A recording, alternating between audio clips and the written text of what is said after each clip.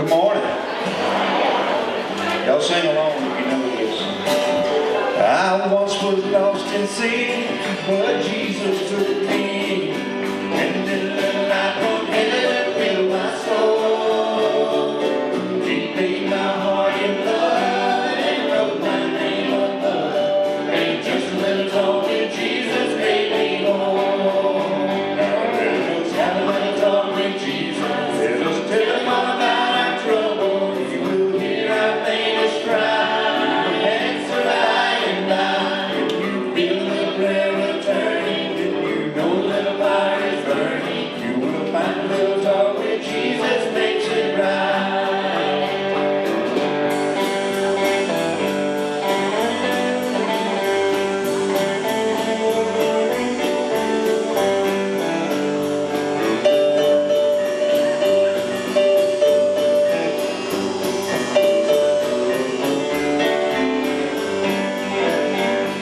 I may have doubts and fears, my eyes be filled with tears, but Jesus is the friend that watches day and night.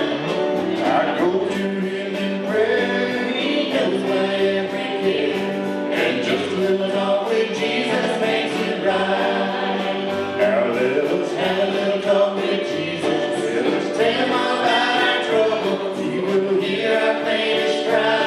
He will answer by and by. If you feel the prayer returning, know the fire is burning, you will find a little talk with Jesus makes it right. Now let us have a little talk with Jesus. Let us tell him all about our trouble. He will hear our faintest cry. He will answer by and by. When you feel the prayer returning, you know the fire is burning, you will find a little talk with Jesus makes it right. You will find a little talk with Jesus makes it right.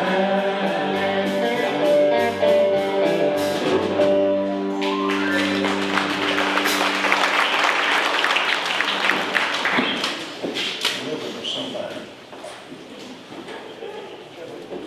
Hey, brother. Our Father God, we just praise you. We thank you for the glorious, wonderful day that you've given us to come here to this building, Lord, to share with each other. Lord, the glory of your word. Lord God, we come to you in these praises and song, Lord, as we lift these prayers to you, Lord. We just give you so much praise and thanksgiving, Lord, for all the wonderful blessings that you've laid on our lives. Lord God, we pray for your leadership, your guidance, Lord, that we will be strengthened and encouraged throughout this day through the songs, through the prayers, Lord, through the word to come. Lord God, just prepare our hearts to receive even fuller measure, Lord, of your spirit and your presence in our lives, Lord, that we be aware of things. Lord God, we pray for your leadership and your guidance upon this body, Lord, that we continue to ride this journey before us, Lord, with faith and strength, Lord. And Lord, give us a great desire, a great boldness to use the desire to see other people come to know you. Guide our steps in everything that we do. In the name of Jesus, we pray. I say good morning again. I want to welcome anybody. If this is your first time here, we are proud to have you. If it's your second time here, we're still proud to have you. If you've been here from the beginning, we're still proud of you. If it is your first time, I guess there's still breakfast back there. I don't know. I didn't eat much, so there should be something left. But sometimes people come in and they don't know that that's free. You just eat, and we eat till it's gone. We don't want to carry it home with us. We don't want to throw it out. So eat until it's gone. We're going to. I got to find page.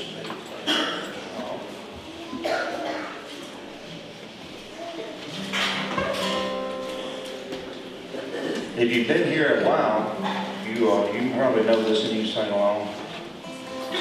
We were going to start that screen thing, but Scotty had his surgery and John's been with him. But John's back now. We're just going to work on that. We're going to get some words so y'all can know some of the words to these songs we sing. You see whenever I'm messing up then, because I don't ever get it right. But that's the reason Charlie looks at me a whole bunch of it. Matter of fact, I was wondering what I did wrong a while ago when she left the stage. I figured I'd done something.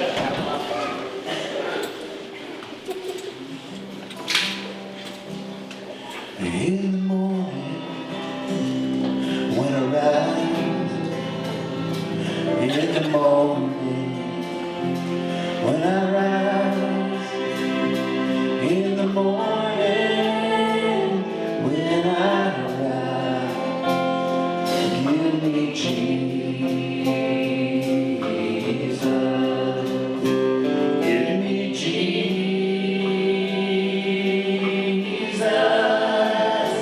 give me Jesus.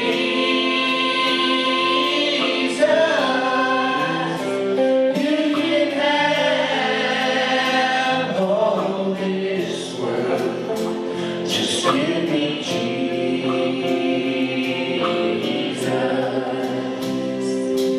When I am alone, when I am alone, oh, when I am alone, give me Jesus, give me Jesus, give me Jesus. You can have all this world, just give me Jesus.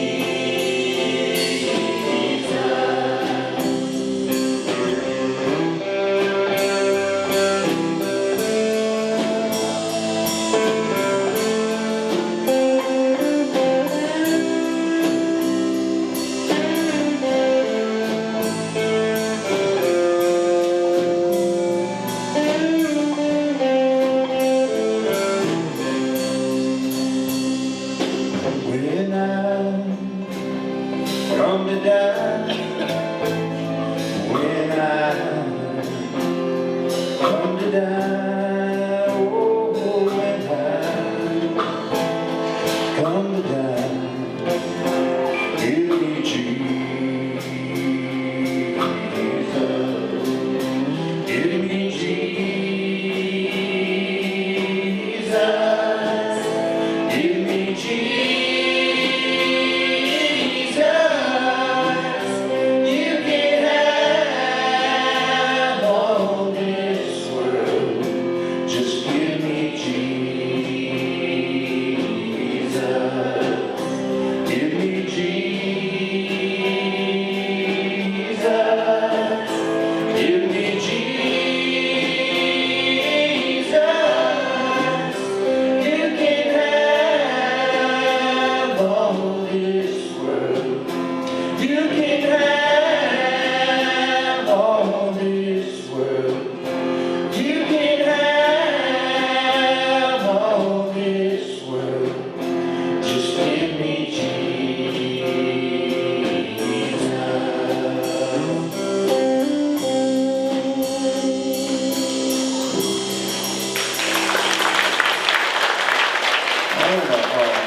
Hey, I'm proud to see Scotty back here.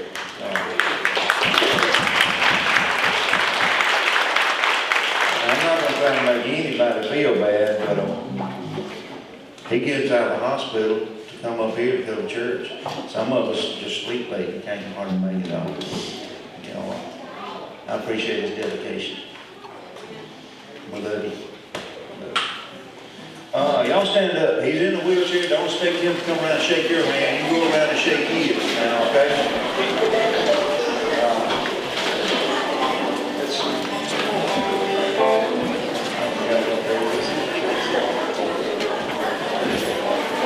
Y'all move around, shake somebody's hand. Go to school, see him, and lower the head.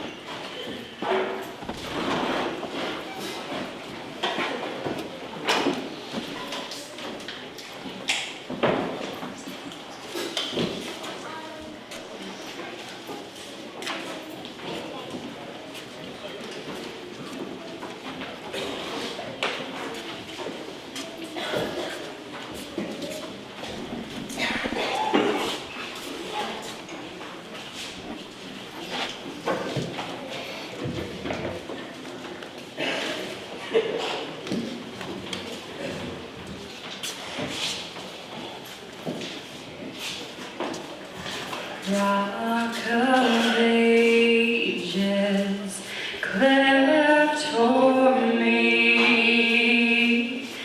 Let me hide myself in thee. Let the water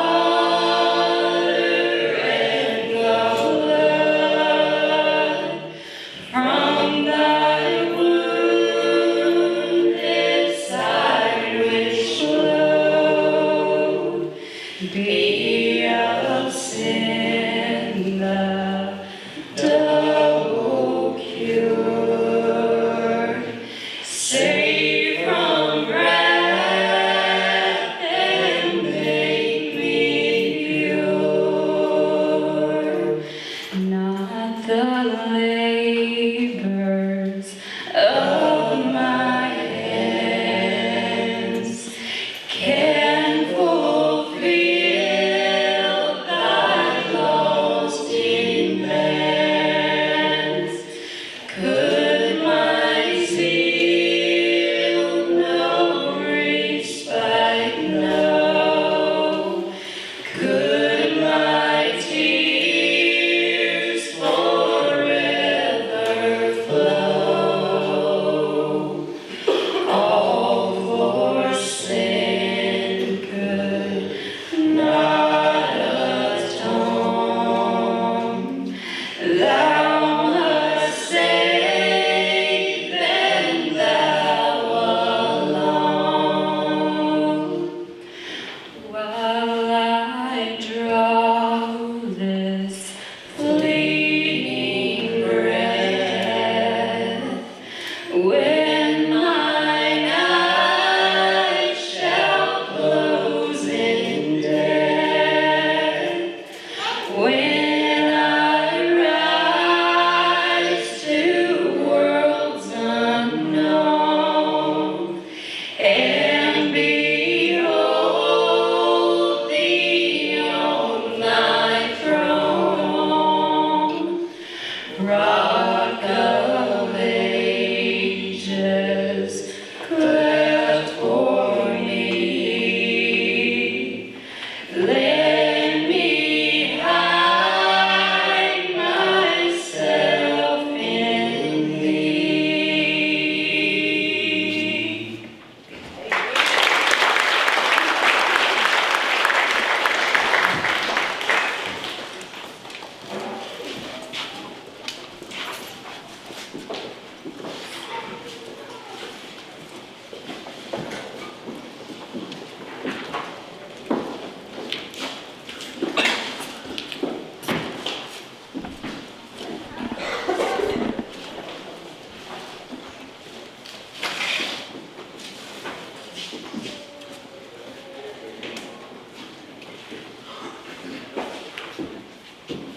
If y'all got your Bibles, go ahead and be turning to Mark chapter 3.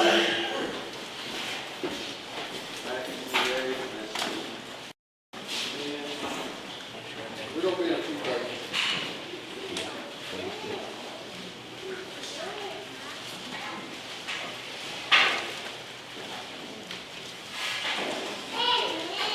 We're actually going to start, we're going to be in Matthew 28, then Mark 3, then Matthew 10. So, we're going to bounce around a little bit. Just be ready as we cover a few scriptures.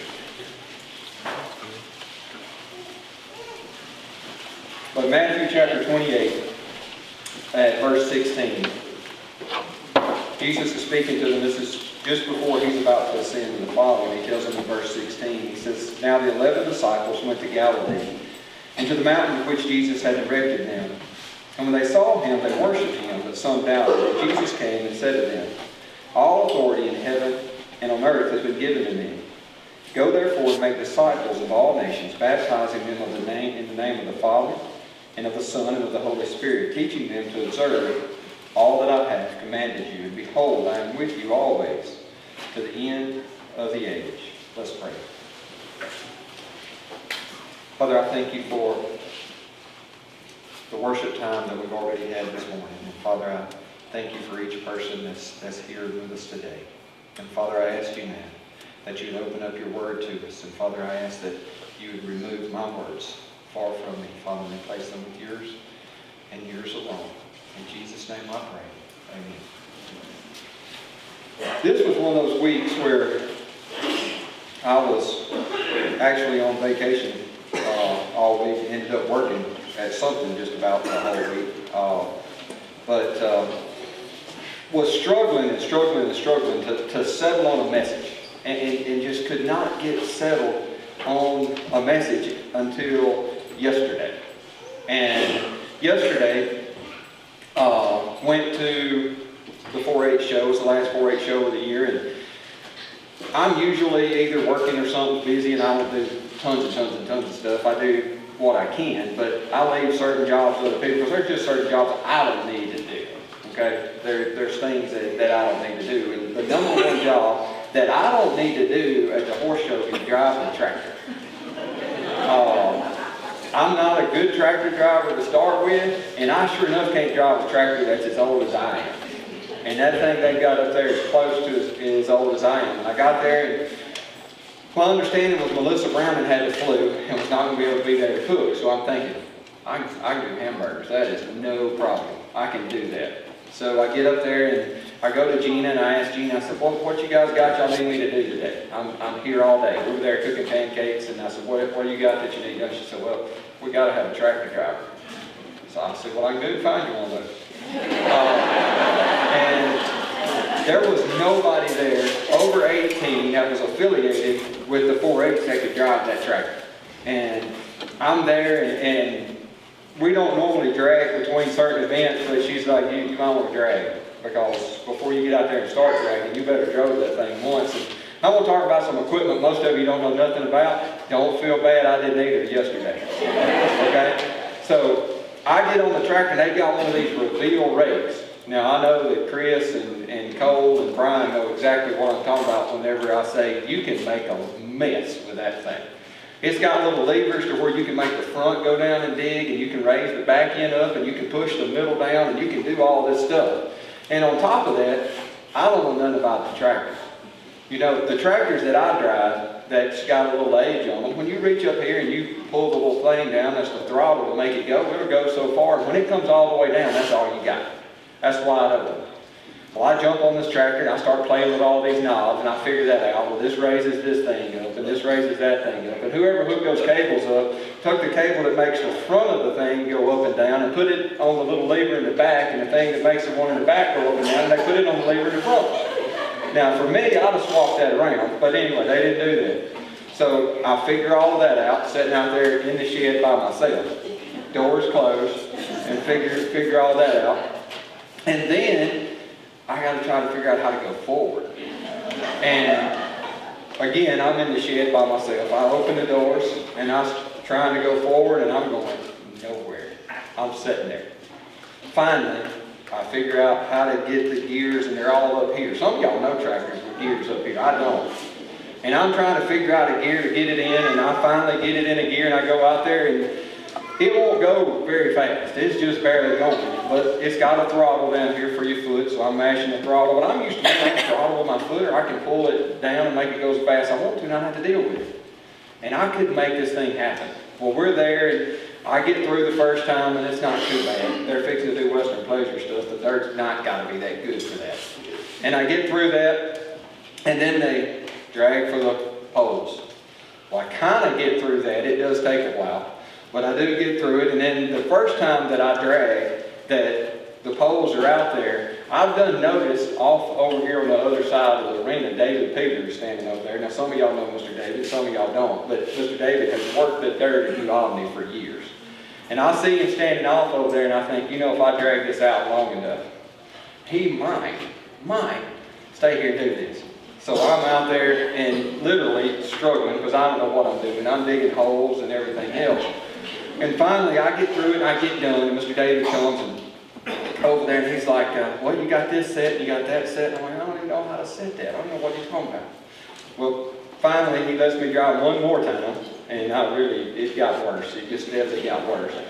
And he said, well, you want me to drag it once, see if I can figure out what's wrong with it? It's like, that would be nice. I know what's wrong with it, but you can get on the track one time and we'll figure out what's wrong with it. So he gets on there and he takes it and he goes out there and drags and he comes back. To make me feel a little bit better, he said, I'm fixing to go get parked in this concrete. Something ain't right. So we went over there, we parked it on the concrete. He did some adjusting and stuff. He got back on it. He went out there and he drove one more time and he come back and he said, well, you think you got it? No, I don't think so. He said, well, let me tell you one of the things you got to do. You got to go faster. I said, okay, how do I go faster? So, can you show me what these gears mean over here? I think I got fourth gear. And he's like, yeah, that's fourth. I'm like, okay, how do I go from fourth to fifth? He said, well, you got to get your RPMs up too. It's like, okay, how do I do that? I pulled this lever all the way down to the end. Now, for some of y'all that drove this tractor, y'all already knew this. Well, there's a knob on the end of that thing, and you pull it out, and then you can ramp that thing on back up, and the RPMs will come up, and you can go somewhere. Well, he showed me all of that. We got out there. The next time, I got through it. I didn't make too big a mess. I didn't do a great job, but I could have done a whole lot worse with that thing because I had already. But I'd have never figured all of that out. I was trying to mash this gas pedal, and it won't turn either. The tractor won't turn. It's too big. So I'm mashing the gas pedal, I'm trying to let off the gas, hit the brake, bring it around, hit the gas pedal, get enough momentum to come around and let off and do that. That's what I'm trying to do because I can't get the RPMs up. And once I got that, man, I could turn. I'd run over a panel, but I could turn. And that, I didn't push it but like that far before I got stopped, okay? And after a couple of minutes, I found reverse and I got off of it. And I'm out there the whole time thinking, well, I was thinking a lot of things. But I got through it, I got it done. I didn't run over any barrels, I didn't run over any poles, I didn't run over any kids. That was the goal. But I didn't get that done. But after he showed me stuff, I could get out there and I could work with it. And I could do something with it. But when I was just out there trying to muddle my way through, I was making a mess. You know, I was putting windrows on the poles. Is what I was doing. And literally, they were this tall. And Jennifer's nodding. She was there. And the poles wasn't going to turn over, though. You could bump them jokers, and they wasn't falling because they had a dirt mound up on what I did. I was trying to help kids out. But I would have never figured it out. Didn't matter how hard I tried or how hard I worked. I wasn't going to figure all that out. Because that tractor's so old, all the writing that tells you where stuff is and how it works, it really ain't there. I would have never figured out to pull that knob out and pull down on that thing. That made a world of difference. One little thing, pull out on this knob, pull down.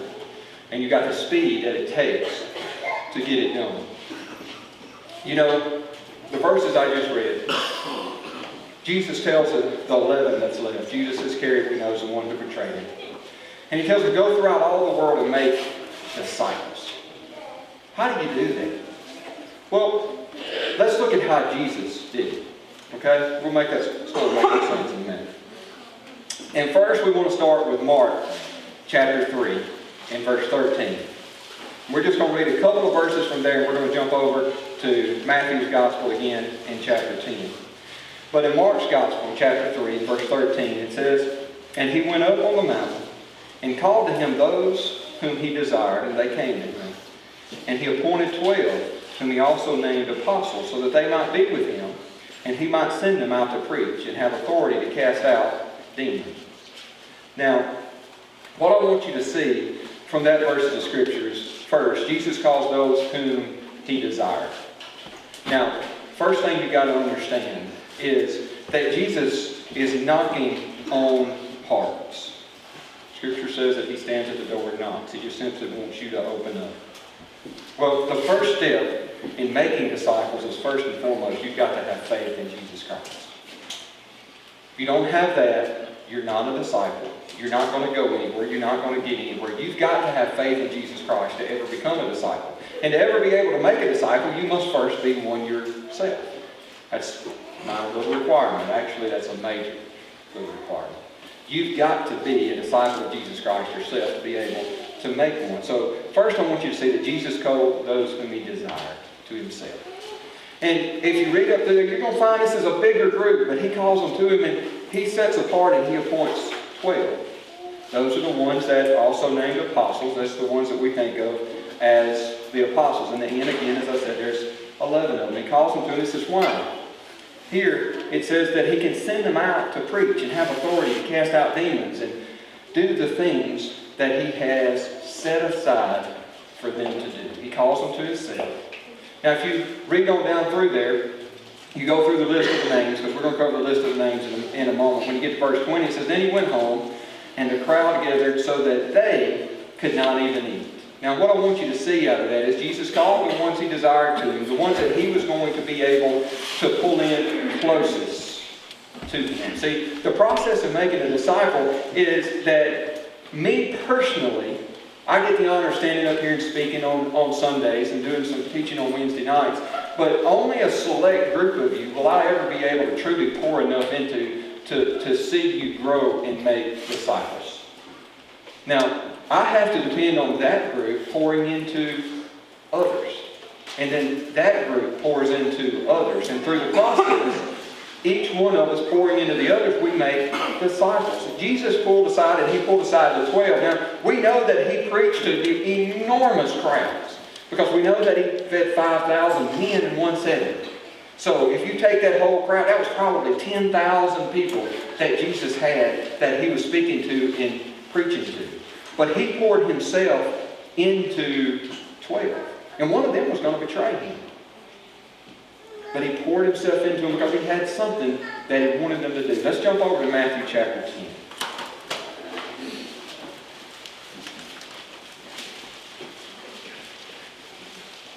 We're fast forwarding here a little bit in time as we jump into Matthew chapter 10, and Jesus calls them.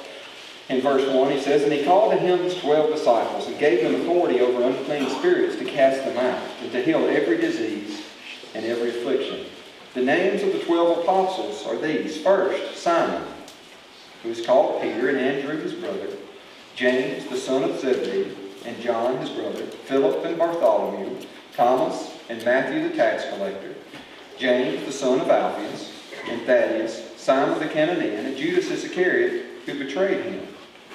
These 12 Jesus sent out, instructing them, go nowhere among the Gentiles, and enter no town of the Samaritans, but go rather to the lost sheep of the house of Israel, and proclaim as you go, saying, the kingdom of heaven is at hand.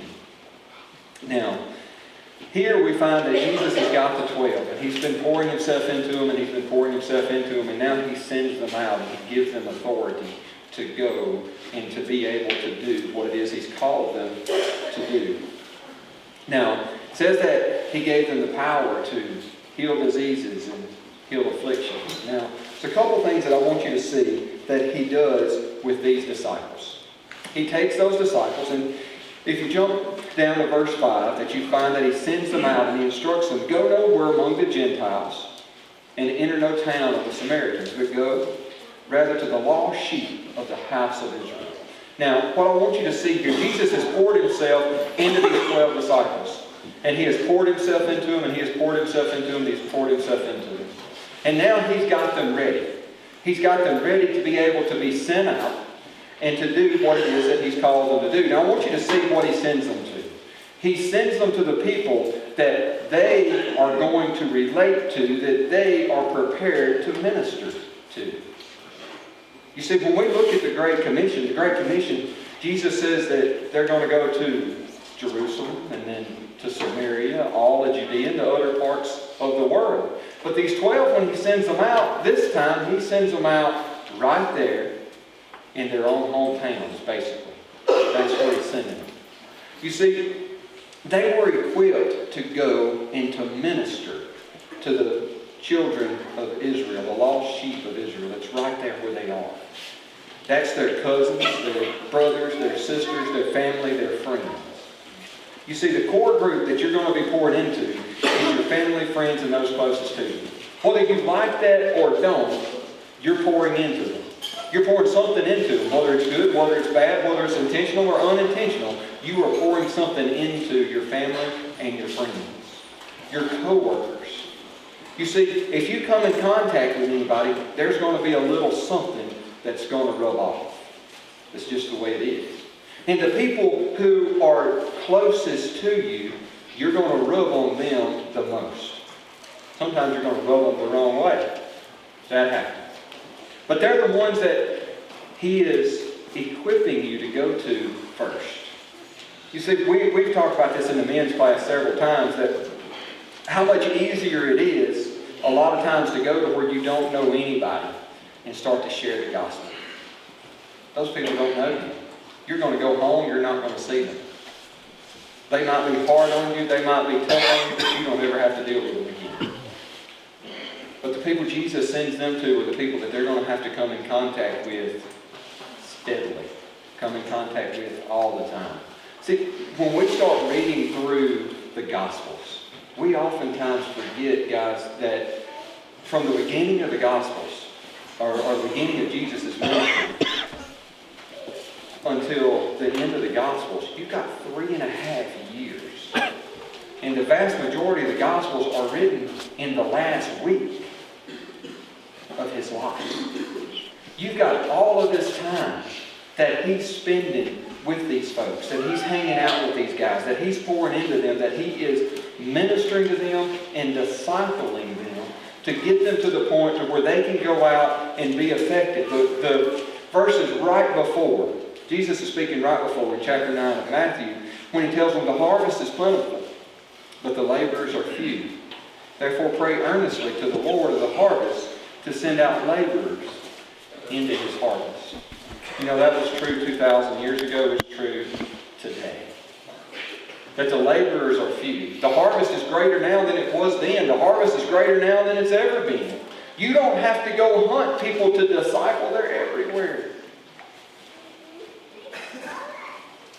Yesterday, whenever I realized I was going to have to drive that tractor, I realized the field was white to harvest and there was only one laborer.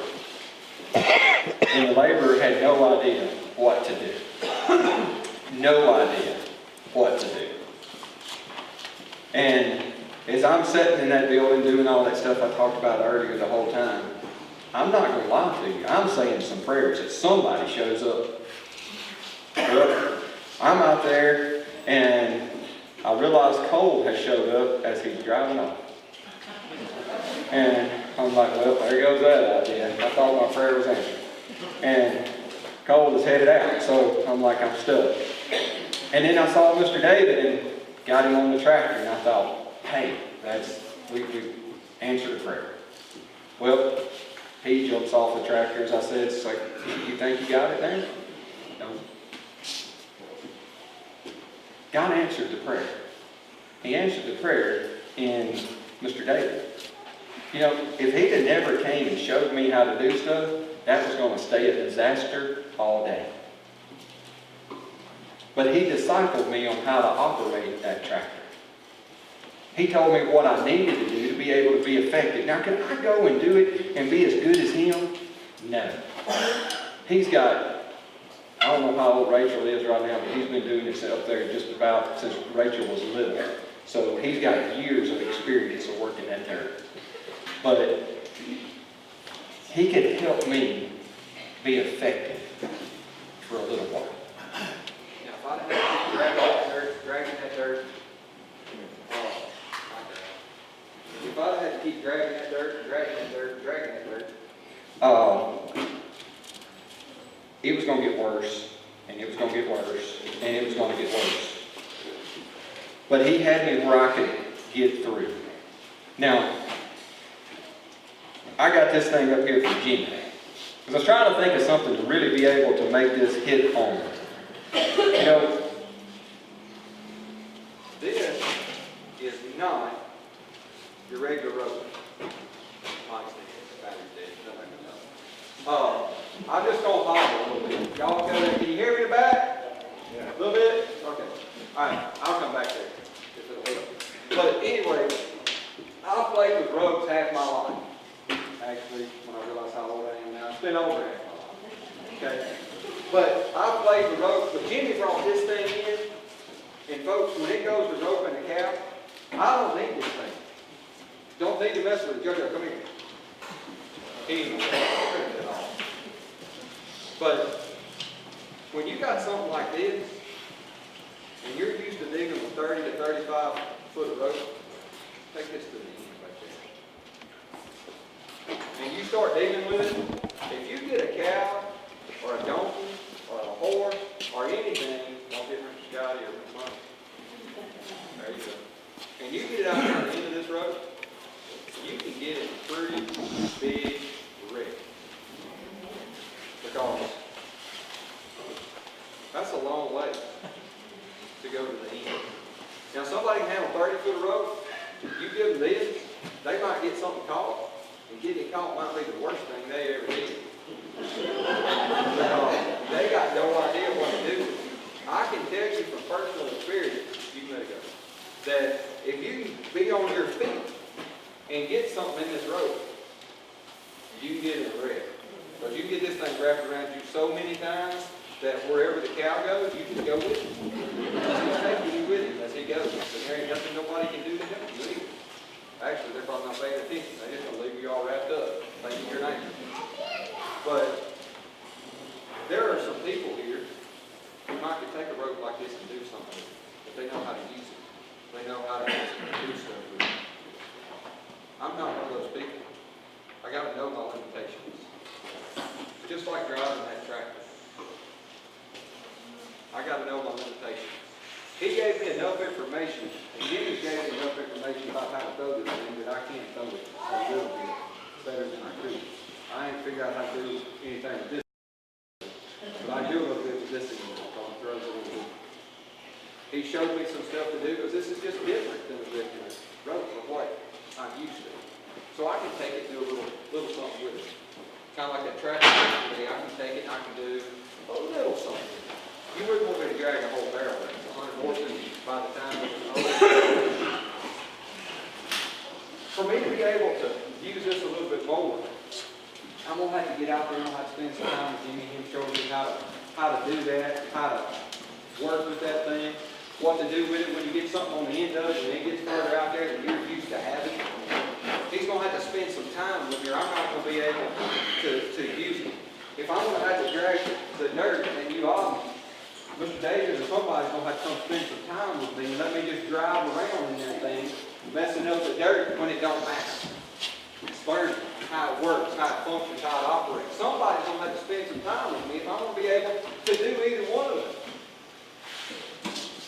Now, here today, we've got folks that are at completely different walks of their Christian life. Some of you have just begun that journey. And some of you have been in that journey for decades. Same thing applies with this room. Applies to our Christian walk. For those of you who have been walking with the Lord for months or years, you can get out there so much out there on that road that you don't know what to do with it. You can't handle it. And you can end up creating a disaster. That's for those who have figured out how to handle it. What to do, what to say, how to be there. You've got to disciple them and bring them along so that they can disciple those that they are discipling. You've got to be willing to put in some time, some effort, some work to be able to bring them along. Just like driving that tractor. I'm driving that tractor and everybody's watching me drive that tractor. There was like 1,000 people there. I think there was like 50, but it felt like 1,000. And they were all watching me drive that tractor. And folks, there is, Hebrews says that we're surrounded by such a great cloud of witnesses.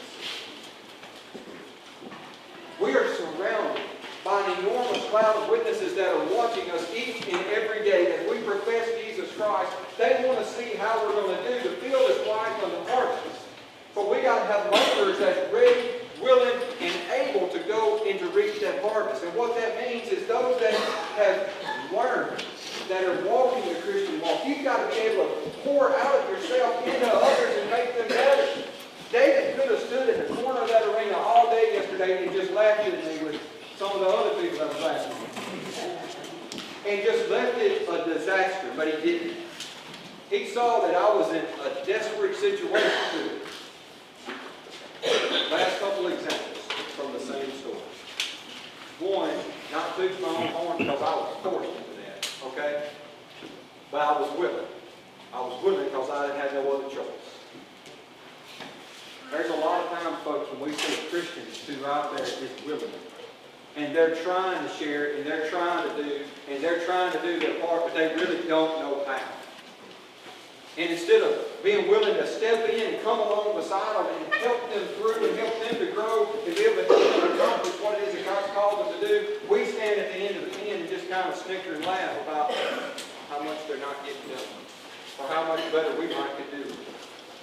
We see people that are in the middle of their Christian walk, when they slip, stumble, and fall, instead of reaching down, stopping, and saying, let me show you how to do that, we just leave them there crawling.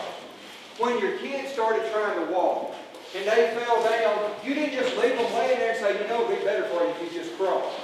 No, we'd set them up, and we'd hold them up, and they'd take a few steps, and they'd start walking. In the Christian life today, far too often, we let baby Christians fall and leave them laying. We don't reach down and pick them up, because that requires effort out of us.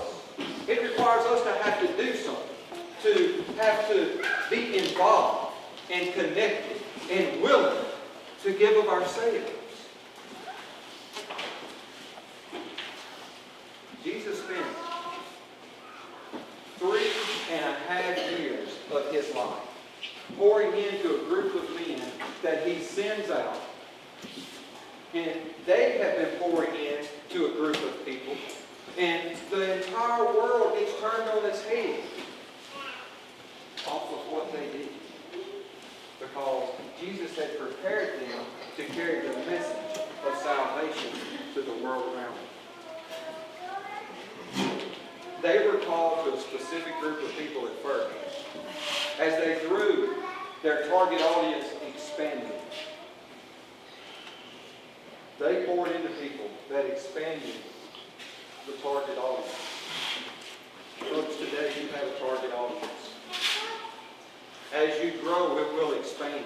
But those that you've been pouring into, they have a target group. And they're going to be able to reach their group. And as they grow, it's going to expand. And they begin to pour into others. As you pour into them, as you're being poured into by someone further along in their walk than you are. That's what making disciples means. If you're going to make a disciple, you've got to be willing to be connected. You've got to be willing to speak up and ask if they need any help. Sometimes you've got to be willing to climb up on the tractor and drive for a little while to show them what's got to be done. And then there's some times whenever you remember something that, oh yeah, by the way, you got to pull that knob to make it go fast. And you are the only one that knows that knob's got to be pulled. You are the only one that they're going to come in contact with that says, hey, if you want to grow in Christ, if you want to be able to get rid of this stuff that you're toting around, you got to be willing to lay it at his feet, and this is how you do it. You got to be willing to say that. You got to be willing to pour yourself if ever they're going to grow. Because Christ works through you to work through others so that they can work through others, so that they can work through others, so that growth in the church takes place through discipleship. Discipleship means you got to give a little bit of yourself, or you're not going to be able to grow up. And that gets back to the very beginning. If you are not a disciple, you cannot make a disciple. You can make a pretty big mess, but you can't make a disciple. You must first know Jesus Christ if you are ever going to be able to disciple anyone. But if you're here today and you already know Jesus Christ as Lord and Savior, you need to be discipling someone. But you don't need to be trying to disciple 50 people. Jesus himself pulled aside 12. You don't need 50. You need to be poured into 5 or 6. Some of you can do 10 or 12. It depends on where your walk is as to how many you can reach out to. If you're here today, you need to have somebody who is discipling you that you're going to listen to. Somebody you can go to and say, I'm having this problem. That they're not going to chastise you and judge you for the problem, but they're going to say, let me help you through that. Let me help you get over that hill. I know what it's like to climb up that hill. I know what it's like to get to the other side. Let me help you. Folks, we got to be willing. The field is ripe in the harvest. The laborers are few. The opportunities are plenty. We got to be willing to do our part. Each and every day. If you're here today and you don't know Jesus Christ as Lord and Savior, there is no better day than today. To begin your road of discipleship with Him, it's the simplest thing you'll ever do. You just give yourself to Him. He's already paid the price. He's already taken care of it. Amen. He's got it took care of. You just give it to Him. If you're here today and you already know Him, be willing to pour yourself out. He poured out Himself completely and totally for you unto death on the cross. He's not asking you to do that. He's just asking you to live. Let's pray. Father, I thank you for each and every person who's here today. Father, I thank you for those that are willing to pour into others. Father, I thank you for those that have been willing to pour into me. Father, it's helped me to climb the hills that I've had to climb.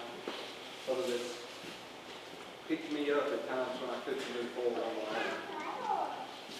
Father, I ask you to be with those that are here today, Father, that know you as Lord and Savior. Father, put upon their heart a burden for those that are around them that are struggling. Father, that are trying. Help them, Father, to be willing to pour themselves into others. And Father, for those here today that don't know Jesus as Lord and Savior, Father, I know that you stand at the door and knock. Father, may today be the day